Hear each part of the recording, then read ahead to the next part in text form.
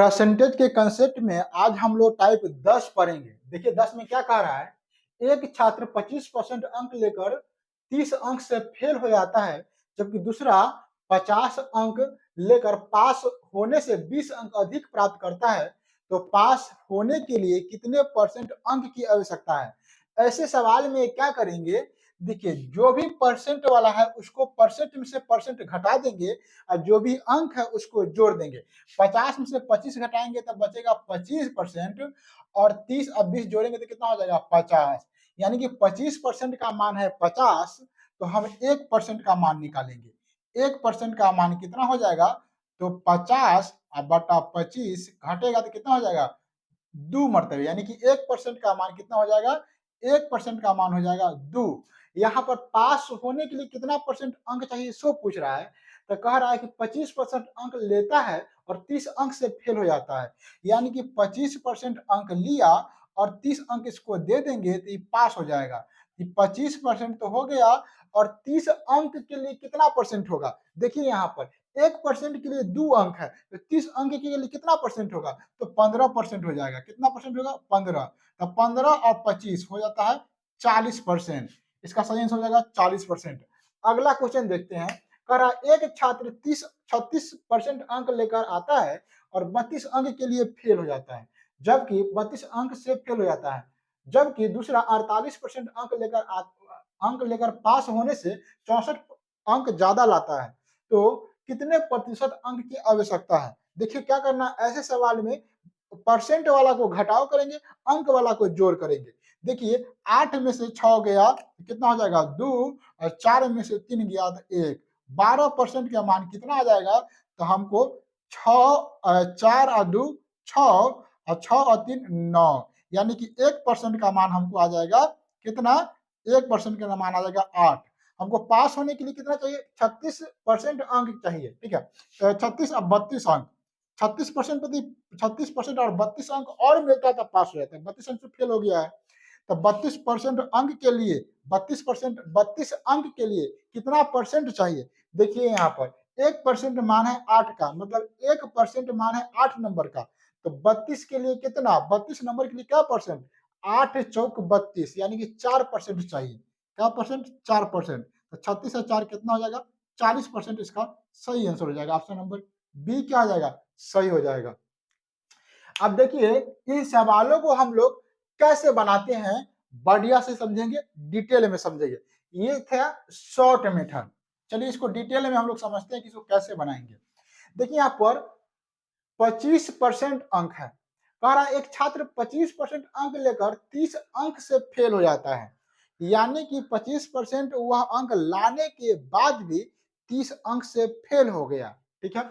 अगर 30 अंक इसको और आता था पास हो जाता, इतना तक आप समझ गए।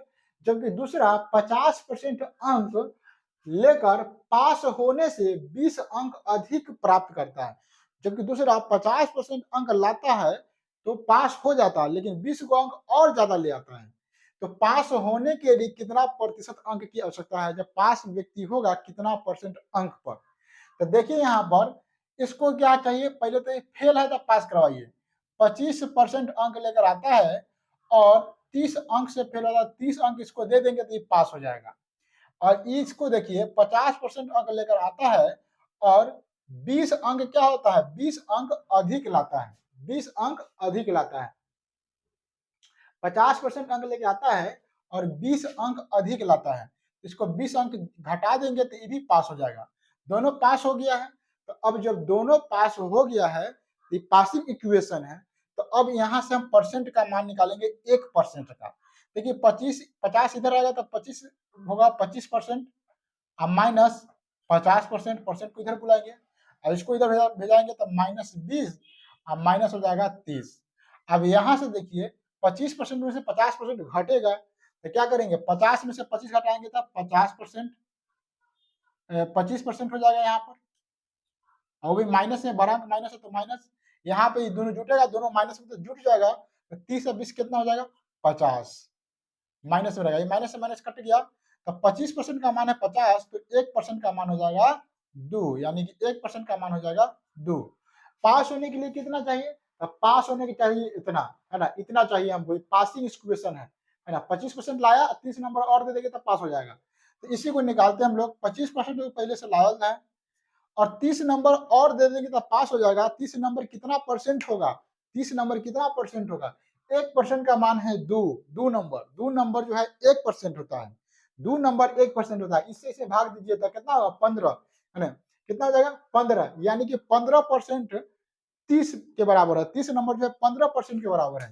तो यहाँ पर लिख देंगे 15%। इसको जोड़ेंगे तो 5 5 10 के 0, 2 1 3 और 1 4, यानी कि 40% जो है बच्चा लाएगा तो पास हो जाएगा। सेम सवाल यहाँ पर वैसे ही है, वैसे इसको समझेंगे।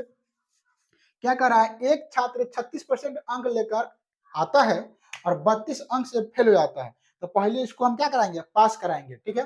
36% अंक लेकर आता है, अब 32 अंक से फेल होता है, 32 अंक इसको दे देंगे तो पास हो जाएगा। तो 32 अंक इसमें जोड़ देते हैं, दे देते हैं इसको, ठीक है। अब क्या कह रहा है, दूसरा छात्र, ये पासिंग इक्वेशन है, ये जो लड़का जो है पास हो जाएगा, ठीक है। दूसरा छात्र 48% अंक लेकर पास होने से 64 अंक अधिक लाता है, 48% अंक लाता है तो पास हो जाता, लेकिन इससे ज्यादा 64 अंक ले आता है, 48% से ज्यादा 64% लाता है, मतलब 48 अंक ही लाता तो पास हो जाता, 48% ही अंक लाता तो पास हो जाता, लेकिन 64 अंक ज्यादा ले आता है ना। 48% अंक लेकर पास होने से, 48% अंक लेकर आता है लेकिन 64 अंक इसमें अधिक लाता है पास होने से, तो 48% ही लाया, ठीक है। और इसमें 64 अंक ज्यादा लाया तो 64 अंक इसको घटा देंगे। अब इसको सोल्व करिएगा तो 36% इधर आएगा तो माइनस 48%, ये प्लस हो जाएगा तो माइनस 64% और माइनस में 32, 8 में से 6 गया तो 2, 4 में से 3 गया तो 1, 12%। और यहाँ पर हो जाएगा 4 और 2, 4 2 6 और 3 और 6 9, 96, माइनस से माइनस कट जाएगा, 12 8 96, यानी कि 1% का मान है 8। जब 1% का मान 8 है, 8 नंबर मिलकर 1% बनता है, तो बताइए 32 नंबर में क्या परसेंट होगा, तो 4% होगा। तो यहाँ पर 36% तो पहले से ला रहा है, 32 नंबर का 4% हो जाएगा, तो 4%, तो 32 और 36 और 4 कितना हो जाएगा, 40% पर पूरा वो पास हो जाता, ठीक है। यहीं पे कहता है अगर 100% का मान बताइए तो कितना हो जाएगा, 100%। देखिए मतलब 100 पूरा टोटल पूर्णांक कितना का है, तो यहाँ पे देखिए 1% का मान है 8, तो 100% का मान 800 का पूर्णांक हो जाता, ठीक है। यहाँ पे देखिए 1% का मान 2, तो 100% का मान 200 का पूर्णांक हो जाता, ठीक है। तो इसी प्रकार हम एक क्वेश्चन देते हैं जो आप घर से बनाकर लाइएगा।